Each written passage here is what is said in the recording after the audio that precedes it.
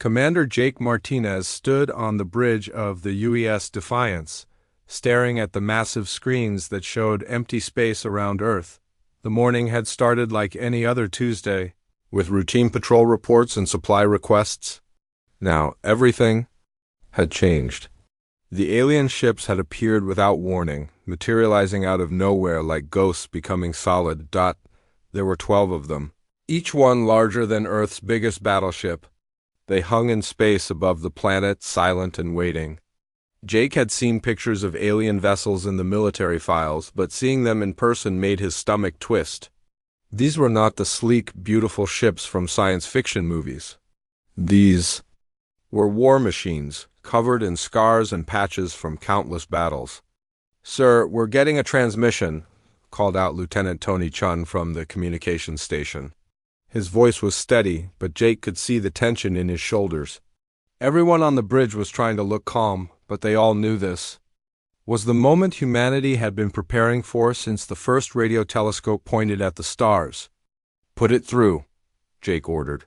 The main screen flickered, and suddenly they were looking at an alien face. The creature had blue-green scales covering its skin and eyes that seemed too large for its head. When it spoke, the words came through. A translation device that made its voice sound mechanical and strange. "I am Admiral Kren of the Zorathi Republic, speaking for the Galactic Federation. We have been watching your species for 50 of your years. We know what you are capable of, and we need your help." Jake felt his heart racing. First contact was supposed to be about peace, about sharing knowledge and culture. This sounded like something else entirely. "What kind of help?" Jake asked. The alien's large eyes seemed to grow even sadder. "We are losing a war. Our enemy, the Vorthan Empire, has been conquering our worlds for 300 years. They have technology we cannot match, numbers we cannot equal, and a cruelty we cannot understand. In the past year alone, they have destroyed 47 star systems." Captain Lisa Brooks, who had been standing quietly beside Jake, stepped forward. She was Earth's top military diplomat, chosen specifically for situations like this. "Why come to us? We're just one planet. We don't even have faster-than-light travel." Admiral Kren's expression changed, becoming something that might have been a smile on a human face. "Because you fight differently than any species we have encountered. We have studied your history, your wars, your tactics. Every other species in the galaxy follows similar patterns of warfare. Honor, formal battle lines, predictable strategies. You humans do not." "What do you mean?" asked General Pete Williams, who had just arrived on the bridge. He was breathing hard from running through the ship's corridors. "You fight dirty," Kren said simply. "You use deception, surprise, and tactics that other species consider dishonorable. You have turned warfare into an art form of chaos and unpredictability. We need that chaos now." Jake looked around the bridge at his crew. These were good people, trained soldiers who had signed up to protect Earth. Now they were being asked to fight in a war that had nothing to do with their home planet. "What's in it for us?" Jake asked. "Everything," Kren replied. "If you help us win this war, we will give you full membership in the Galactic Federation. Advanced technology, faster-than-light travel, medical knowledge that could eliminate disease, energy systems that could power your entire planet without pollution. You will have access to thousands of worlds, millions of species, and knowledge beyond your imagination." "And if we refuse?" Kren's scales seemed to darken. "Then the Vorthan will eventually come for you anyway. They conquer everything in their path. Right now, they are focused on destroying the Federation.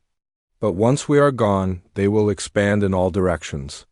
Your world will be found, and your people will be enslaved or killed." The bridge fell silent. Jake could hear the quiet hum of the ship's engines, the soft beeping of computers, and the sound of his own heartbeat. This was not how first contact was supposed to go. "How long do we have to decide?" Jake asked. "The Vorthan main fleet is moving toward the Kepler defense line. If that falls, 3 billion civilians will die, and the war will be over. The attack begins in 6 hours. Jake turned to Lisa and Pete. "I need to speak with Earth Command immediately." The next hour was a blur of emergency communications and frantic planning. Admiral Roy Jackson, the head of Earth's Space Forces, appeared on screen from the Lunar Command Center. His weathered face was grim as he listened to the situation. "So, let me understand this," Jackson said. "Aliens want us to fight in their war, and if we win, we get advanced technology and membership in a galactic government. If we lose, we die. And if we don't fight at all, we die anyway when the bad aliens come for us later." "That's about the size of it," Jake replied. "How many ships can we send?" Colonel Amy Foster, Earth's fleet coordinator, had been working frantically. At her computer, "We can have 47 vessels ready for immediate deployment. That includes everything from the UES Thunderbolt down to the training ships. We're talking about every combat-capable vessel in the system. What about crews?" "We have enough people, but most of them have never been in a real battle. Our pilots like Captain Kate Sullivan and Lieutenant Commander Ryan Hall are good, but they've only fought in simulations and training exercises." Dr. Ben Clark, Earth's leading military strategist, spoke up from another screen. "I've been analyzing the tactical data Admiral Kren provided. The Vorthan fight like most human armies did hundreds of years ago. Rigid formations, predictable movements, traditional tactics. If we can adapt our modern warfare techniques to space combat, we might actually have a chance," Jackson finished. "All right, people, we're going to war. Jake, you're in command of the fleet. Lisa, you're our diplomatic liaison. Pete, coordinate with all ground forces in case we need Marines for boarding actions. What about weapons?" asked Major Chris Lopez, who commanded Earth's elite special forces. "Our technology is primitive compared to what they're using." Admiral Kren, who had been listening to the conversation, spoke up. "We will provide what upgrades we can during the journey. Your weapons may be less advanced, but your tactics and strategies are what we need. Sometimes a simple solution is more effective than a complex one." Jake looked at the clock on the wall. 4 hours until the Vorthan attack began. "How long to reach the battle site?" 4 hours through our jump gates," Kren replied. "But your ships will need modifications to survive the journey." "Then we better get started," Jake said. The next 3 hours were the most intense in human history. Ships that had been designed for patrol duty were hastily fitted with alien shield generators and weapon systems. Pilots who had never flown in combat were given crash courses in alien technology. Marines trained for Earth-based warfare learned how to fight in zero-gravity aboard enemy ships. Captain Don Rodriguez gathered his boarding teams and studied the alien ship designs. "These Vorthan vessels are built like fortresses," he told his men. "But fortresses can be taken if you know where to hit them." As the human fleet prepared to leave Earth's orbit, millions of people watched from the surface. This was humanity's first step into the larger galaxy, and it was happening because of war. Jake stood on the bridge of the Defiance, watching as the alien jump gate activated. The space around them began to twist and bend, creating a tunnel of light that stretched across impossible distances. "All ships, this is Commander Martinez," he announced over the fleet communication system. "We're about to enter our first galactic war. Remember, we're not just fighting for the aliens who asked for our help. We're fighting for the future of humanity. Stay sharp, stay alive, and show them what humans can do." The fleet moved forward into the light, leaving Earth behind and heading toward a battle that would change the galaxy forever. The journey through the jump gate felt like falling through a tunnel made of stars. Jake Martinez gripped the armrests of his command chair as the UES Defiance shook and rattled around him. The alien technology was working, but it was not designed for human ships. Every system on the bridge was flashing warning lights. "Jump complete," announced Lieutenant Tony Chun from his station. "All ships reporting successful transit." Jake looked at the main screen and felt his breath catch in his throat. They had arrived in the middle of the largest battle he had ever seen. Hundreds of ships were fighting across an area of space larger than Earth's solar system. Explosions lit up the darkness like deadly fireworks, and the remains of destroyed vessels drifted between the combatants like metal graveyards. My God, whispered Captain Lisa Brooks, standing beside him. How long has this been going on? 3 hours, came Admiral Kren's voice over the communication system. His ship, a massive vessel covered in weapon turrets, was limping away from the main battle. Pieces of its hull were missing, and Jake could see fires burning through the gaps. We have lost 60% of our fleet. The Vorthen are pushing through our defenses. Jake studied the battle through the ship's sensors. The Federation ships were fighting in neat, organized lines. They moved slowly and predictably, trading shots with the enemy at long range. The Vorthen ships were doing the same thing, but they had better weapons and stronger shields. It was like watching two armies from the old days standing in rows and shooting at each other until one side fell down. "This is insane," said Colonel Amy Foster, who was monitoring the tactical display. "They're fighting like it's the 1800s. No flanking maneuvers, no surprise attacks, no attempt to break up the enemy formation."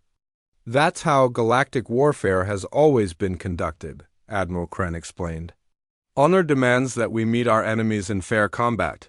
To do otherwise would be ... Would be smart," Jake interrupted. "Lisa, patch me through to all human vessels. It's time to show them how we fight." The human fleet had been hanging back, watching the battle and trying to understand what was happening. Now Jake gave the order that would change everything. All ships, break formation and scatter, use evasive maneuvers. Do not engage in long-range bombardment. Get close, get personal, and make them afraid.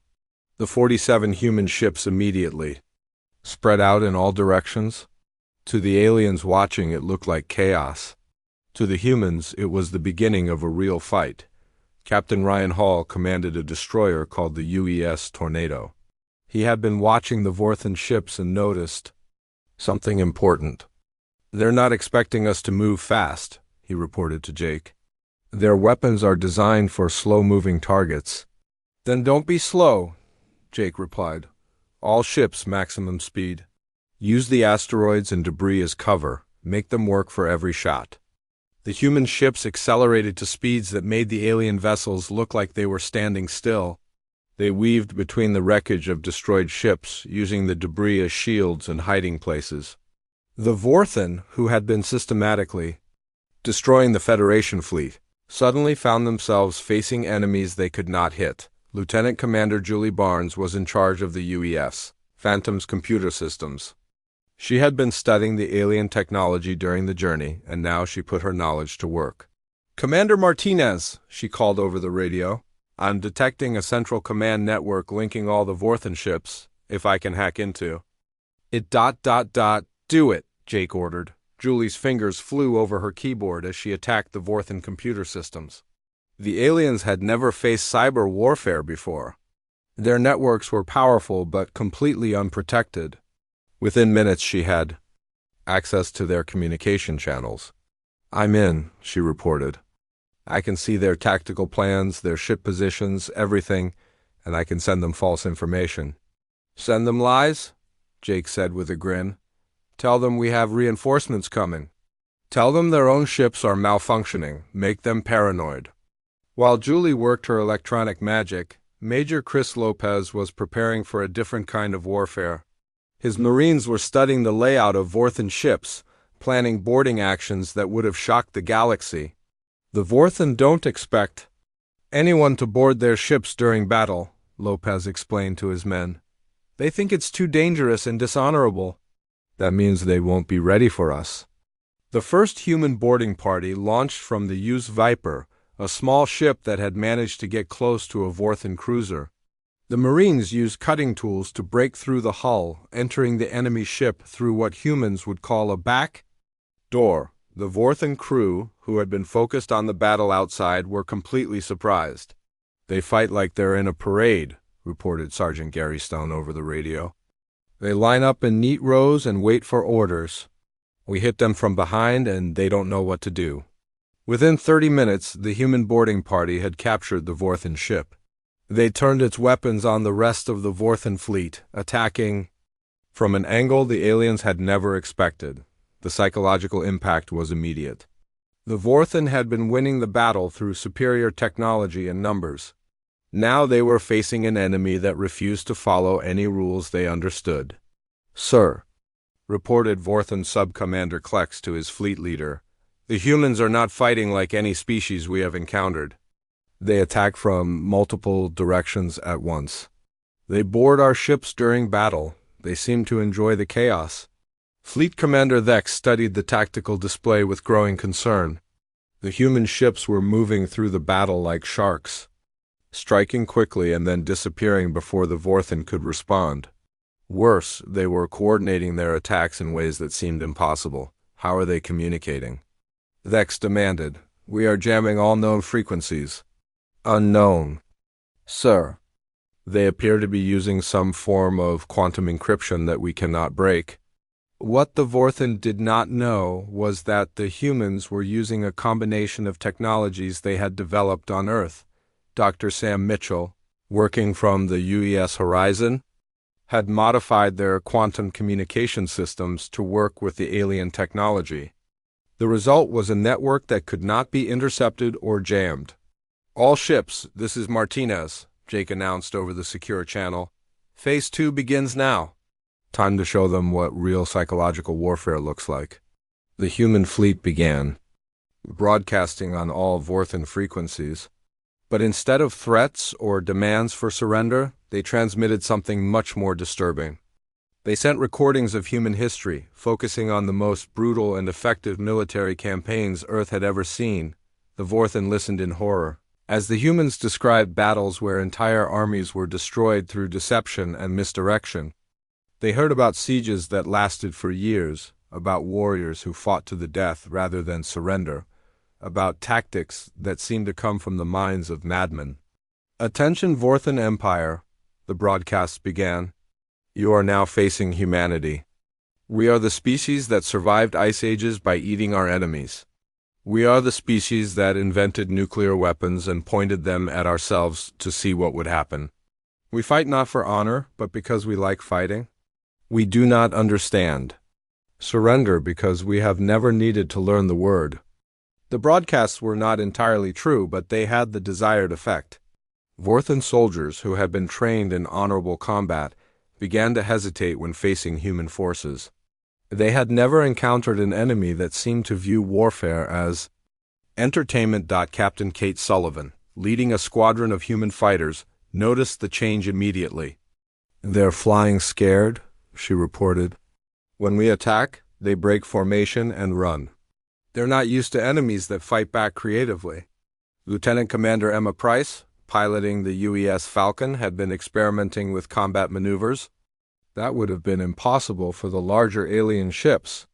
"I'm getting multiple target locks," she reported. "But every time I fire, I move to a new position. They can't predict where I'll be next." The tide of battle was turning. The Federation. Ships, encouraged by the human example, began to break from their traditional formations. They started using more aggressive tactics, attacking from unexpected angles and coordinates with the human fleet. Admiral Kren, watching from his damaged flagship, could hardly believe what he was seeing. "In 1 hour, you have changed 3 centuries of military doctrine," he transmitted to Jake. "How is this possible?" "We fight to win," Jake replied simply. "Everything else is just details." The Vorthan fleet, which had been on the verge of total victory, found itself in complete disarray. Their rigid command structure could not adapt to the chaos the humans had created. Ships that had been advancing in perfect formation were now scattered and confused. "Request immediate reinforcements," Fleet Commander Thex ordered, "and find out everything you can about human warfare. We are not fighting soldiers. We are fighting an entire species that has weaponized creativity itself." As the second hour of human involvement came to an end, the battle that had been a certain Federation defeat had become a chaotic stalemate.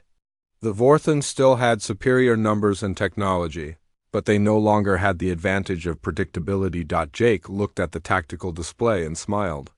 The real fight was just beginning. The third hour of the battle began with the Vorthan fleet trying to reorganize.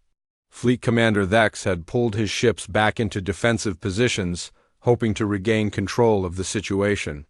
But the humans were not giving him time to think. "Commander, Jake Martinez stood on the bridge of the UES Defiance, watching as his ships continued their chaotic assault on the enemy.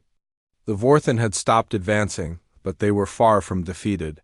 Their ships were still more powerful than anything humanity had, and they outnumbered the human fleet by 10 to 1.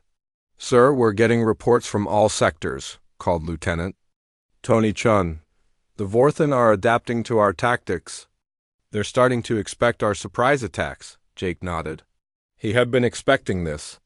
The Vorthen were not stupid, just set in their ways. Given enough time, they would figure out how to counter human tactics. The key was not to give them that time. "Dr. Mitchell, what's the status on your analysis of their technology?" Jake asked. Dr. Sam Mitchell looked up from his computer station aboard the UES Horizon. He had been working frantically for the past hour, studying every piece of Vorthen technology the humans had captured. "Commander, I think I've found something important. Their entire fleet operates on a single networked command system. Every ship is connected to every other ship through quantum communication links." "What does that mean for us?" "It means they can coordinate perfectly, but it also means they have a single point of failure. If we can disrupt their network, their whole fleet will be blind and deaf." Captain Lisa Brooks, who had been monitoring the communication channels, looked up with excitement. "Sam, can you create that disruption?" "I think so, but I'll need help. Lieutenant Commander Barnes has been doing amazing work with their computer systems. If we combine our efforts..." Jake immediately opened a channel to the UES Phantom. "Julie, I need you to work with Dr. Mitchell. We're going to try something that might end this battle." "Yes, sir," came Julie Barnes' voice over the radio. "What do you need?" "We're going to attack their command network. Not just hack it, but completely destroy it. Can you do that?" There was a pause. "It's possible, but it would require getting much closer to their flagship. The main network hub is probably heavily defended." Jake looked at the tactical display. The Vorthen flagship was a massive vessel, 3 times the size of any human ship. It was surrounded by dozens of smaller vessels, all of them armed with weapons that could destroy the Defiance in seconds. "I'll get you close," Jake said. "Be ready." While Dr. Mitchell and Julie worked on their electronic attack, the rest of the human fleet was preparing for the most dangerous part of the battle. Commander Alex Turner, leading the stealth frigates, had been moving through the outer edges of the system for the past hour. "Ghost Squadron reporting," Turner's voice came through the secure channel. "We're in position behind the Vorthen supply lines. Their logistics ships are completely unprotected," Jake smiled. The Vorthen had made the same mistake that many Earth armies had made throughout history. They had focused all their attention on the main battle, forgetting about the support ships that kept their fleet running. "Execute Operation Backbreaker," Jake ordered. The human stealth ships struck simultaneously at dozens of targets. Fuel tankers exploded in brilliant fireballs. Ammunition transports were destroyed before they could deliver their deadly cargo. Supply ships carrying food and spare parts were cut to pieces by precise missile strikes. The effect on the Vorthen fleet was immediate. Ships that had been fighting at full power suddenly found themselves running low on fuel. Weapon systems that had been firing constantly began to malfunction due to lack of ammunition. The mighty Vorthen war machine was grinding to a halt. "Sir," reported Vorthen Sub-Commander Klex to Fleet Commander Thex, "we're receiving distress calls from all supply vessels. The humans have attacked our entire logistics network." Thex stared at the tactical display in disbelief. "How did they get behind our lines?" "Our sensors show no enemy ships in those sectors." "Unknown, sir. It appears they have stealth technology far superior to anything in our databases." What the Vorthen did not know was that human stealth technology had been developed through decades of Cold War paranoia. Earth's militaries had spent enormous amounts of money and effort learning how to hide from each other. The result was stealth systems that could fool sensors designed to detect conventional spacecraft. While the Vorthen struggled with their supply problems, Captain Dan Rodriguez was preparing for the most dangerous mission of his life. His Marines had been studying the layout of the Vorthen flagship, planning an assault that would have been considered impossible by galactic standards. The Vorthen think their command ship is safe because it's in the center of their fleet, Rodriguez explained to his boarding teams. They've never faced an enemy crazy enough to attack it directly. The plan was simple in concept but terrifying in execution. A small group of human ships would break through the Vorthen defensive lines and get close enough to the flagship for the Marines to board it. Once inside, they would fight their way to the command center and capture or destroy the network hub that controlled the entire fleet. "Sir," said Sergeant Gary Stone, "the odds of survival are ... are better than the odds of Earth surviving if we lose this war," Rodriguez finished. "Any man who wants to back out can do so now with no shame." Not a single Marine moved. Major Chris Lopez, who had been monitoring the enemy communications, had discovered something important about Vorthen psychology. "They fight like they're following a rule book," he reported to Jake. "Every move is planned, every tactic is traditional. They don't know how to handle chaos." "Then let's give them more chaos than they can handle," Jake replied. The human fleet began executing the most complex maneuver in military history. Every ship moved independently, but they were all working toward the same goal. Fighters created diversions in one sector while destroyers attacked in another. Stealth ships hit targets that the Vorthen thought were safe while the main fleet kept the enemy's attention focused on the primary battle. "It's working," reported Captain Kate Sullivan from her fighter squadron. "The Vorthen are trying to respond to everything at once. Their formations are breaking apart." The breakthrough came when the UES Defiance, escorted by 6 other ships, made a desperate charge toward the Vorthen flagship. The alien vessels tried to intercept them, but the human ships were moving too fast and too unpredictably. They weaved between enemy fire, using the wreckage of destroyed ships as cover. "All ships, concentrate fire on the flagship's port side," Jake ordered. "We need to create an opening for the boarding party." The human weapons, enhanced with captured Vorthen technology, hammered the flagship's shields.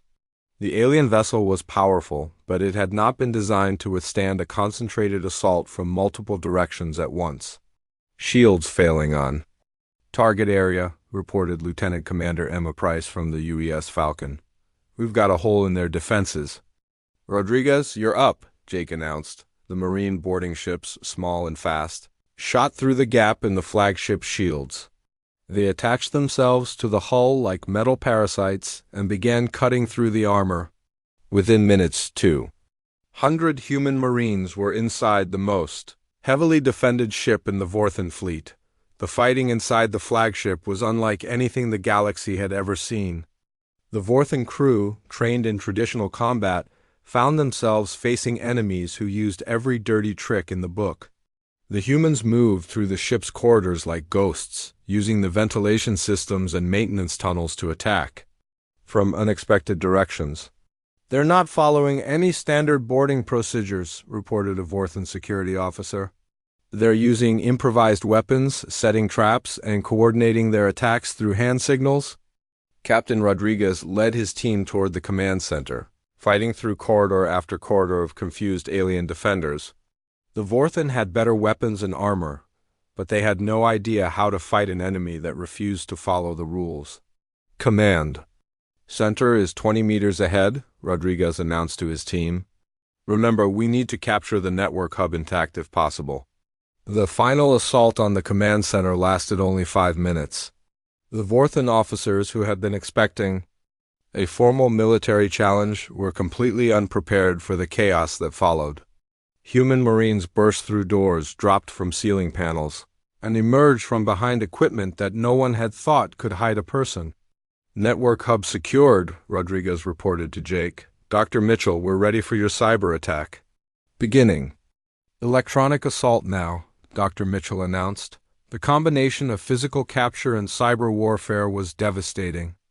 With the network hub in human hands, Dr. Mitchell and Julie Barnes were able to inject viruses and false commands throughout the entire Vorthen fleet. Ships that had been coordinating perfectly suddenly found themselves receiving contradictory orders. "Sir," reported Subcommander Klex, "we're losing communication with all vessels. The command network is completely compromised." Fleet Commander Thex watched in horror as his perfectly organized fleet dissolved into chaos. Ships were firing on each other by mistake, following false orders transmitted by the humans. Others were dead in space, their computer systems crashed. By alien viruses. How is this possible? Thex demanded. The fourth hour began with the Vorthan fleet in chaos. Their command network was down, their supply lines were destroyed, and their flagship was under human control. But Fleet Commander Thex was not ready to give up. He had been fighting wars for 40 years, and he knew that battles could still be won through sheer determination and superior numbers. All ships switch to independent command mode, Thex ordered through emergency channels.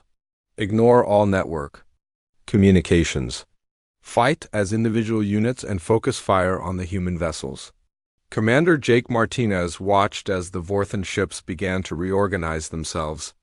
Without their central command system, they were moving more slowly and less efficiently, but they were still dangerous. Each Vorthan vessel was more powerful than any human ship, and there were still hundreds of them. They're adapting faster than I expected, Jake told Captain Lisa Brooks. We need something new. Something they've never seen before. What did you have in mind? Lisa asked. Jake smiled, but it was not a pleasant expression. We're going to teach them about psychological warfare, Earth-style. Colonel Nina Roberts had been waiting for this moment. She was Earth's leading expert on propaganda and psychological operations, and she had been studying Vorthan communications for the past 3 hours. Now she was ready to put her knowledge to work. All human ships prepare to broadcast on all Vorthan frequencies, Nina announced. We're going to give them a history lesson they'll never forget. The broadcast began simultaneously from every human vessel. But instead of military communications or surrender demands, the Vorthan fleet found themselves listening to detailed accounts of human warfare throughout history. The transmissions were translated into perfect Vorthan language, ensuring that every enemy soldier could understand exactly what they were hearing. Attention Vorthan Empire, the broadcasts began. You are now fighting humanity. We are the species that conquered our own planet through constant warfare. We have fought each other for thousands of years, perfecting the art of destruction. The first transmission described the siege of Stalingrad, where humans fought building by building, room by room, for months. The Vorthan listened in growing horror as they learned about soldiers who continued fighting even when surrounded, cut off from supplies and facing certain death. These humans defended a single city for 200 days, the broadcast continued. They ate rats to survive. They made weapons from scrap metal. When they ran out of ammunition, they fought with knives and rocks. When they ran out of knives, they fought with their bare hands.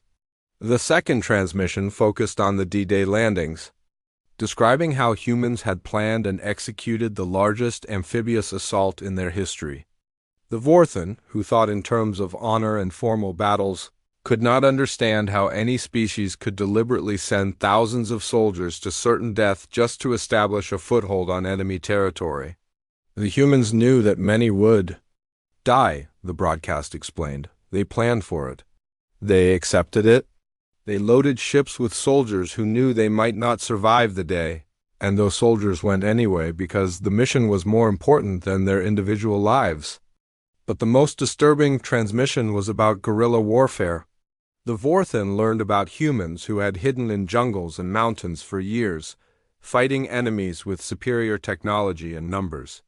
They heard about tactics that seemed to come from the minds of madmen, soldiers who pretended to be dead and then attacked when the enemy came close, fighters who booby-trapped their own homes and villages, warriors who used children and civilians as cover for military operations. Humans do not fight for honor, the broadcast concluded.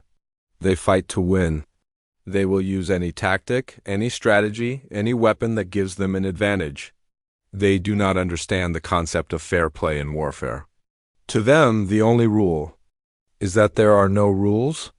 The psychological impact was immediate and devastating. Vorthan soldiers who had been trained in traditional military doctrine began to panic as they realized they were facing an enemy that thought completely differently than any species they had ever encountered. Sir, reported Vorthen Captain. Vex to his ship, Commander. The crew is requesting permission to withdraw. These humans ... They fight like they are insane. How do you defeat an enemy that enjoys being in danger? Similar reports were coming in from across the Vorthen fleet. Soldiers who had been confident in their superior technology were now terrified of an enemy that seemed to view warfare as entertainment. They had never faced opponents who laughed while fighting, who sang songs during battles, who seemed to become more dangerous when they were wounded. Captain Kate Sullivan, leading her fighter squadron, had noticed the change in Vorthen behavior immediately. They're flying scared, she reported to Jake. When we attack, they break formation and run. They're not used to enemies who fight back with enthusiasm. Lieutenant Commander Emma Price, piloting her ship through a group of enemy fighters, was having similar experiences. I'm seeing panic in their movements, she said. They're making mistakes, flying into each other, forgetting basic combat procedures. The human psychological warfare campaign was working better than anyone had expected, but Jake knew that fear alone would not win the battle. The Vorthen still had numerical superiority, and desperate enemies could be more dangerous than confident ones. Nina, start Phase 2 of the psychological operations. Jake ordered. Colonel Roberts activated a new series of broadcasts, but these were different from the first ones.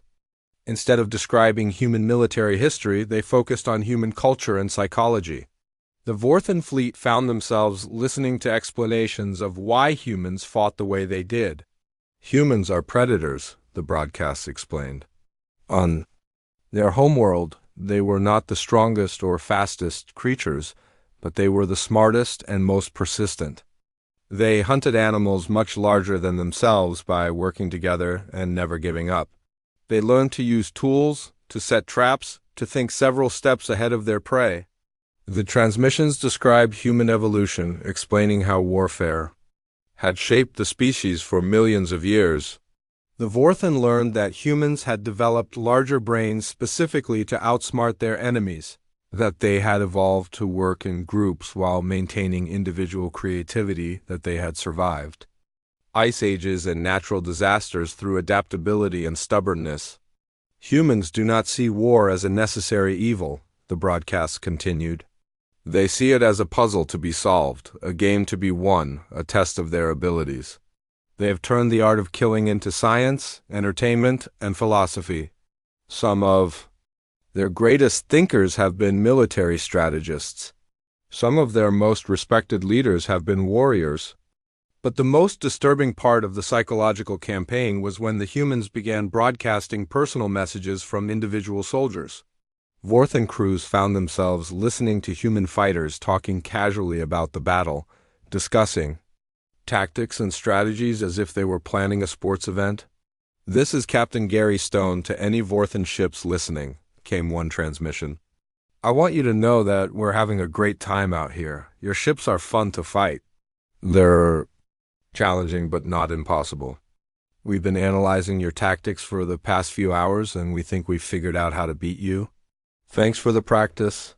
Another transmission came from Sergeant Julie Barnes to the Vorthen crew that's been trying to shoot down my ship for the last 20 minutes. You're getting better, but you're still too predictable.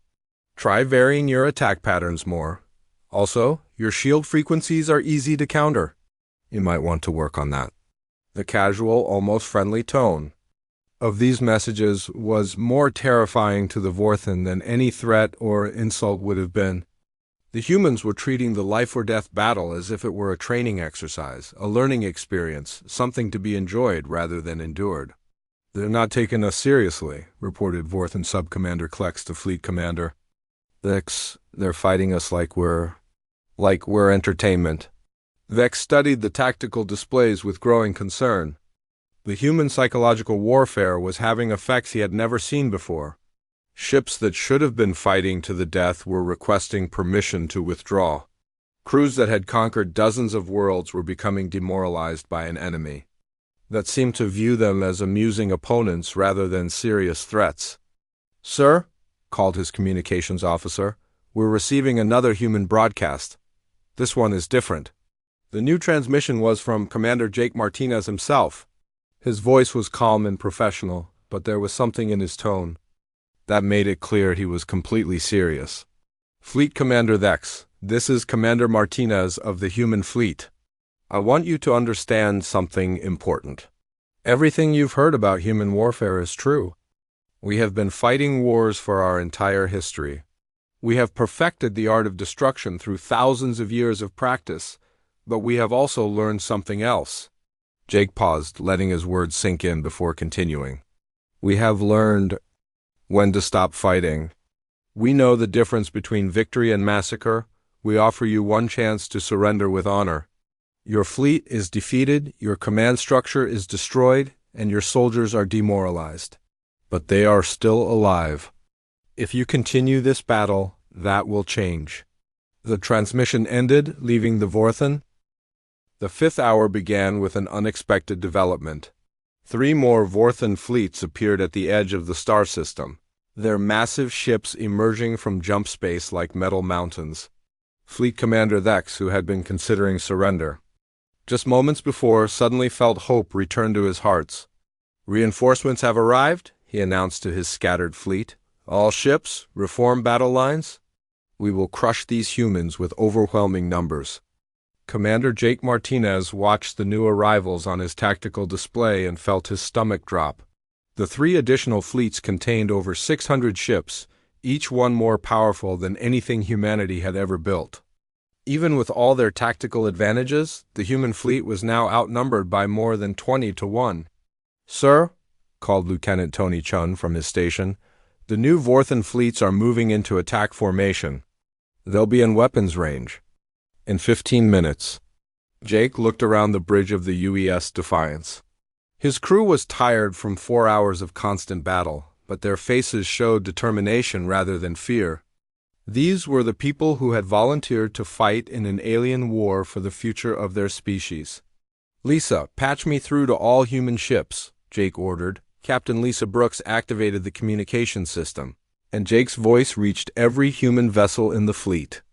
All ships, this is Commander Martinez. We're about to face the largest enemy force in galactic history. They think their numbers will guarantee victory. They're about to learn that humans don't fight with numbers. We fight with imagination. Jake paused, looking at the tactical display one more time. All ships, execute Operation Pandemonium. Show them what chaos really looks like. Operation Pandemonium was the most complex battle plan ever created by human military strategists. Dr. Ben Clark had spent months developing it, using computer simulations and game theory to create a strategy that was completely unpredictable. Every human ship would operate independently, but they would all be working toward the same goal through quantum encrypted communications that no alien technology could intercept. The human fleet immediately scattered in all directions, moving in patterns that looked random but were actually carefully calculated. Some ships accelerated toward the new Vorthen fleets at maximum speed. Others headed for the outer edges of the system. A few seemed to be running away entirely. What are they doing? Demanded Vorthen Admiral Korax, commander of the reinforcement fleets. Their movements make no strategic sense. Sir, reported his tactical officer, the humans appeared to be dancing. Their ships are moving in complex patterns that serve no military purpose we can identify. What the Vorthen could not see was the underlying logic of the human movements. Captain Steve Morgan's heavy cruiser squadron was using gravitational mechanics to build up incredible speed by slingshotting around the system's planets and moons. Captain Ryan Hall's destroyers were laying mines in seemingly random locations that would create a deadly maze for enemy ships. Lieutenant Commander Emma Price's fighters were using the system's asteroid belt to set up ambush positions, but the most important part of Operation Pandemonium was happening aboard the UES Intrepid, where Dr. Lucy Adams was working with a team of scientists to implement the most dangerous plan in human history. Lucy, what's the status on Project Madness? Jake asked over the secure channel. Almost ready, Commander, Lucy replied. We've been analyzing Vorthen technology for 4 hours now. Their ships all use the same basic power systems, the same shield frequencies, the same computer architectures. If we can create a resonance cascade, how big of an explosion are we talking about? Big enough to destroy everything in the system, including us. Jake felt his blood run cold. Is there another way? Not against these numbers, but we might be able to contain the effect if we position our ships correctly. It's risky, but it's the only chance we have. The plan was insane by any reasonable standard. The humans were going to turn the Vorthan fleet's own technology against them, creating a chain reaction that would destroy hundreds of enemy ships simultaneously. But timing would be critical, and if they made even one mistake, the explosion would kill everyone in the system. All ships prepare for Project Madness, Jake announced. We have one shot at this. Make it count. While Dr. Adams prepared her scientific weapon, the rest of the human fleet was engaging the Vorthan reinforcements in the strangest battle in galactic history. Instead of traditional combat, the humans were using every dirty trick they had ever learned. Lieutenant Paul Martinez, Jake's younger brother, was piloting a modified fighter that had been equipped with experimental weapons. "Commander, I'm seeing something interesting," he reported. "The Vorthan ships all move in predictable patterns. It's like they're following a computer program." "Can you hack the program?" "Already working on it. These guys fight like they're playing a video game with fixed rules. Time to show them what happens when someone changes the rules." Pulse Fighter began transmitting false sensor data to the Vorthan ships, making them think they were under attack from directions where no human vessels existed. The confused alien ships began firing at empty space, wasting ammunition and revealing their positions to real human attackers. Captain Zoe Taylor, leading a squadron of bombers, was using a tactic that would have been considered impossible by galactic standards. "We're going to ram them," she announced calmly to her pilots. "But we're going to do it smart." The human bombers accelerated toward the largest Vorthan ships, but instead of crashing into them directly, they used their momentum to punch through the enemy shields and then ejected at the last second. The empty ships, now guided by remote control, crashed into the Vorthan vessels while the human pilots were picked up by rescue craft. "They're using their own ships as weapons," reported a Vorthan officer in disbelief. "They're sacrificing their vessels to damage ours." Major Rick Campbell, commanding a group of Marines, had taken the captured Vorthan flagship and was using it to attack other enemy ships. "This is Campbell to all human vessels," he announced. "We're now flying a Vorthan dreadnought. Their own ships don't know we're the enemy." The psychological impact on the Vorthan forces was devastating.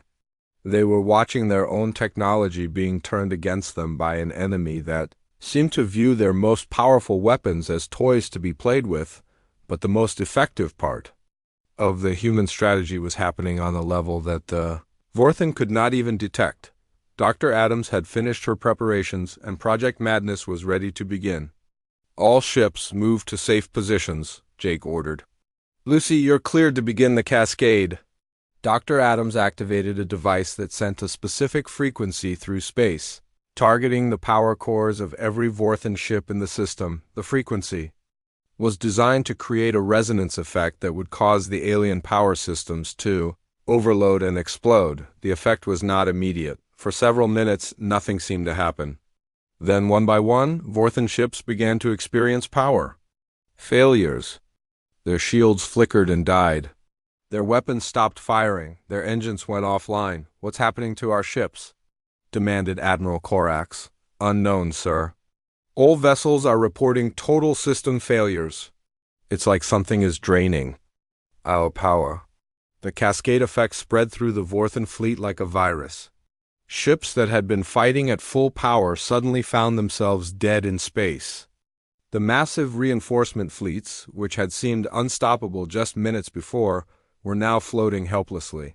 "Sir," called Dr. Adams, "the cascade is working, but it's spreading faster than we calculated. We need to get out of here now." "All human ships, emergency withdrawal," Jake ordered. "Maximum speed, all vectors." The human fleet scattered again, but this time they were running from their own weapon. The resonance cascade was growing stronger, feeding on the energy from disabled Vorthan ships and threatening to consume everything in the system. "Commander," called Admiral Kren from his Federation flagship, What have you done? The energy readings are off our scales. We've ended the war, Jake replied grimly, but we need to evacuate the system now. That includes your ships. The next few minutes were chaos as every surviving vessel in the system tried to reach minimum safe distance from the growing energy cascade. The Vorthan ships that could still move were fleeing alongside the humans and Federation forces, all of them united in their desire to escape the destruction they had created. Fleet Commander Thex, aboard one of the few Vorthan ships still capable of movement, sent a transmission on all frequencies. All forces, this is Fleet Commander Thex. I hereby order the immediate surrender of all Vorthan military units. The war is over. Repeat, the war is over. The cascade reached its peak just as the last ships escaped the system. The explosion was visible from several light years away. A brilliant flash that marked the end of the largest space battle in galactic history? Casualties? Jake asked quietly. Surprisingly light, reported Captain Lisa Brooks. Most of the Vorthan crews abandoned ship before the cascade reached them. We saved more enemy lives than we destroyed. Admiral Kren's face appeared on the main screen, his large eyes showing something that might have been amazement. Commander Martinez, in 5 hours you have accomplished what we could not do in 3 centuries. How do we thank you? Jake looked around the bridge at his exhausted crew, then at the tactical display showing